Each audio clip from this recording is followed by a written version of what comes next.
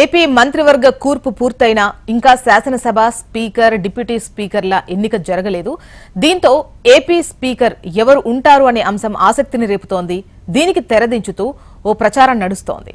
AP speaker గా అయ్యన్న పాత్రుడిని నియమించే అవకాశం ఉన్నట్లు, డిప్యూటీ స్పీకర్ జనసేనకు కేటాయించే ఛాన్స్ ఉన్నట్లు ప్రచారం జరుగుతోంది. అయితే జనసేనకు కేటాయిస్తారంటూ ప్రచారం జరగ్గా డిప్యూటీ స్పీకర్ కోసం జనసేన నుంచి లోకం మాధవి పేరును పరిశీలించనున్నట్లు ప్రచారమైతే జరుగుతోంది. ఇక చీఫ్ విప్ గా ధూళిపాళ్ల నరేంద్రకు అవకాశం ఇస్తారనే ప్రచారం కూడా ఉంది.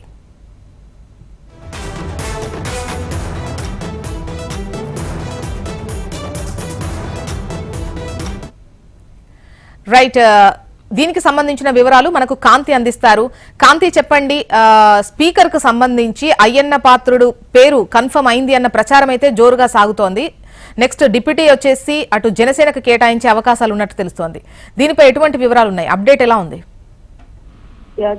ఆంధ్రప్రదేశ్ టీడీపీ జనసేన బీజేపీ కూటమి ప్రభుత్వాన్ని ఏర్పాటు చేసింది. అయితే ఇప్పటికే సీఎం మంత్రివర్గం ప్రమాణ స్వీకార కార్యక్రమాలు జరిగాయి. అయితే మంత్రుల శాఖలకు పూర్తిగా కేటాయింపు అయిపోయింది. ఇక స్పీకర్ ఎన్నిక పైన కసరత్తు చేస్తోంది అధికార పక్షం. ఏపీ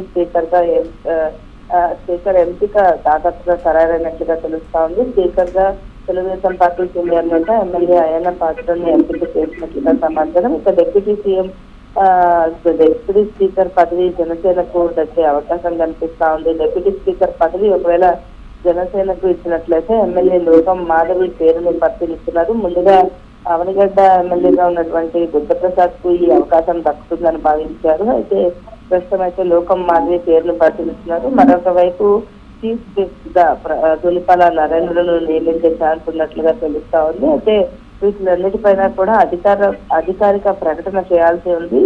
ఈ రేపు ఏదైతే కేబినెట్ సమావేశం అనంతరం దీనికి సంబంధించినటువంటి ఒక అధికారిక ప్రకటన వచ్చే అవకాశం కనిపిస్తా ఉంది. త్వరలోనే అసెంబ్లీ సమావేశాలు నిర్వహించాల్సి ఉన్న నేపథ్యంలో ఆ రోజు ఎమ్మెల్యేలందరితో కూడా ప్రమాణ స్వీకార కార్యక్రమం చేయించాలి. సో ప్రమాణ స్వీకారం చేయించేందుకు సభలో ఎమ్మెల్యేలు ప్రోటం స్పీకర్ ని ఎన్నుకుంటారు. ఆ తర్వాత స్పీకర్ డిప్యూటీ స్పీకర్ ను ఎన్నుకుంటారు. అయితే స్పీకర్ గా బీసీ నేతను ఎంపిక చేస్తే బాగుంటుందనే విషయంతో టీడీపీ అధిష్టానం ఒక నిర్ణయానికి వచ్చినట్టుగా తెలుస్తోంది. దాంతోనే అయ్యన్న పాత్రుడు పేరుని ఖరారు చేశారు. అయితే ఇప్పటికే రేస్ లో అయ్యన్న పాత్రుడు నక్కా ఆనందబాబు, కళా వెంకట్రావు పేర్లు వినిపించినప్పటికీ కూడా లోకేష్ అలాగే చంద్రబాబు గత 5 ఏళ్లుగా పార్టీ కోసం అయ్యన్న పాత్రుడు చేసిన సేవలకు గుర్తుకు తీసుకుని ఆయనకు ఈ స్పీకర్ పదవిని ఇచ్చేదానికి నిర్ణయించినట్లుగా తెలుస్తా ఉంది.